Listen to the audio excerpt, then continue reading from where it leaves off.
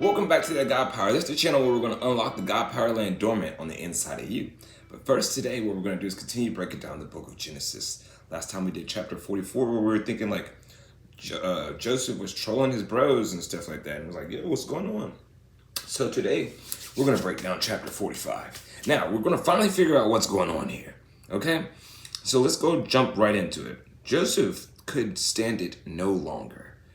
Okay? There were so many people in the room, he said to all the attendants, "Out, all of you!" And so he was alone with his brothers when he told them who he was. Then he broke down and wept. He wept so loudly that the Egyptians could hear him, and word of it quickly carried to Pharaoh's palace. Now, I do have an answer for you. Why was Joseph trolling his brothers before this? And I looked it up, and like some of the answers was like, maybe he wanted to test their loyalty and see what kind of human beings they were. Like, did they really change from the guys that actually sold him into slavery? Maybe he was trying to get his get back, right? Maybe he didn't like that he got sold into slavery and he was trying to get his get back. And he was like, all right, that's enough. Also, he needed to test their hearts. And as soon as he seen that Judah was about to give himself up for Benjamin, he knew that they had changed and they were different. And so I feel like that's what led him to like, all right, guys, it's me. He was like, I am Joseph. Is my father still alive? But his brothers were speechless. They were stunned to realize that Joseph was standing there in front of them. Please come closer, he said to them. So they came closer, and he said again, I am Joseph, your brother, whom you sold into slavery in Egypt. But don't be upset and don't be angry with yourselves for selling me to this place. It was God who sent me here ahead of you to preserve your lives. This famine that has ravaged the land for 2 years will last 5 more years, and there will neither be plowing nor harvesting. Right? God has sent me ahead of you to keep you and your families alive, to preserve many survivors. So it was God who sent me here, not you. And he's the one who made me an advisor to Pharaoh, the manager of the entire palace, and now the governor of all Egypt.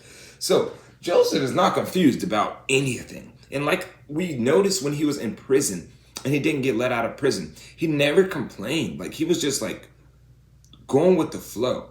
And he just realized like, hey, you know what? God did that. Like he's not even salty with his brothers for real. So he realized that, his forgiveness comes from God, and God put him in the position to be able to help his own family out. And so he's not mad at his brothers, not one bit.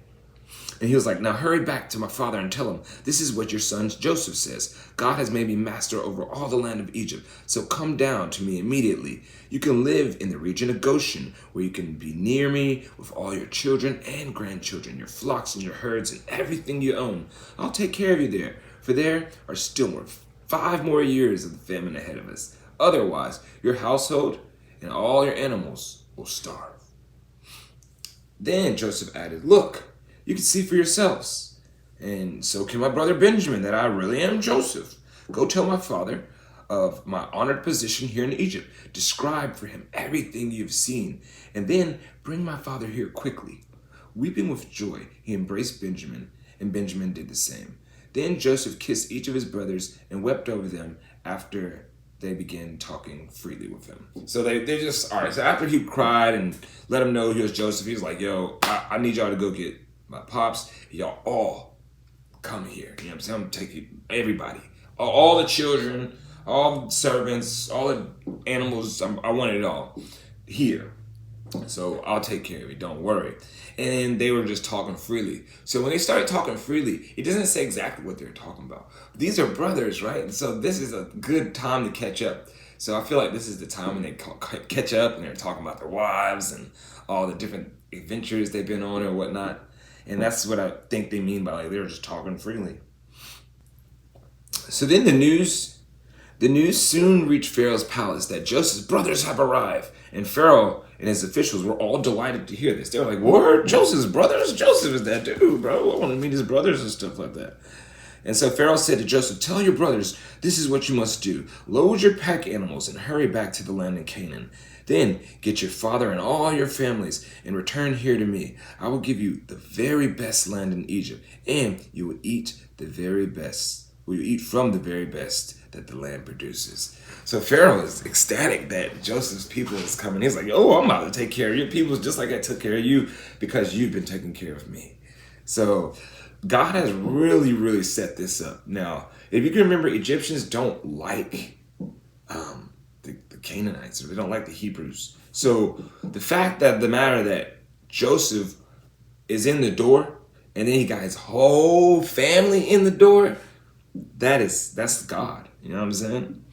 Then Pharaoh said to Joseph, tell your brothers, take wagons from the land of Egypt and carry your little children and your wives and bring your father here. Don't worry about your personal belongings, for the best of all the land of Egypt is yours. So the sons of Jacob did as they were told. Joseph provided them with wagons and as Pharaoh had commanded, and he had given them supplies for the journey. And he gave each of them new clothes. But to Benjamin he gave 5 changes of clothes and 300 pieces of silver.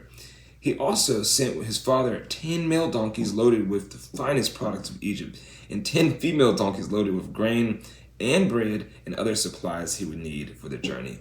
So Joseph is taking care of his family. He's about to relocate them all to where he's at in Egypt. So Joseph sent his brothers off, and as they left, he called after them, hey, don't quarrel about this along the way. And they left Egypt and returned to their father Jacob in the land of Canaan. Now, Joseph said that to them because, obviously, they probably could go back home and like you sold him, look how nice he's been to us, you sold him, bro, why'd you sell him? But they didn't. And Joseph, he kind of foresaw that. He was like, don't do that, y'all. So they went back to Canaan and they saw Jacob and they were like, Joseph is still alive and he's the governor of all the land of Egypt. And Jacob was stunned at the news. He couldn't believe it. But when they repeated to Jacob everything that Joseph had told them, and when he saw the wagons Joseph had sent them to carry, their father's spirits revived. So he was like, oh, this really is my son. He was like, this is nice. Joseph is doing it big, brother. He's not dead. And then Jacob was like, it must be true. My son Joseph is alive. I must go see him before I die. That's the last thing he wanted to do, just see his son Joseph that he thought was dead before he died. So Israel, Jacob, is happy now. He's ecstatic. Remember before he was like, oh, if I lose my son Benjamin and I already lost my son Joseph, how can I lose both my sons? I'll die. I'll just die. But now his spirits are revived. He's happy. He's about to be on the way to go see his son that he thought was dead. He assumed that was dead, but he's not. And so that's the end of chapter 45. And we finally figured out what's going on. So this is really like a good, happy ending. I hope it stays happy. We got 46 through 50 left. So hopefully it does stay happy here. Joseph is the governor. I don't think anything could go too wrong here. But we'll see. Hopefully you learned something in chapter 45. And hopefully you join me in chapter 46 for the next one. But this is a beautiful day. And I've been realizing that no matter how you might feel throughout the day, if you stop and breathe and just live in the moment, you can realize how beautiful each day is, and then you won't take things for granted. And one alert that you can have for that is if you start feeling yourself complaining a lot, as Joseph did not do, right? If you feel yourself start complaining a lot, that can be alert to say, hey, I need to slow down. I need to live in the now. But that's it, man. I just want y'all to know that, and more importantly, I just want you to remember that you got that God power. On your heart, tugging on your... Get them.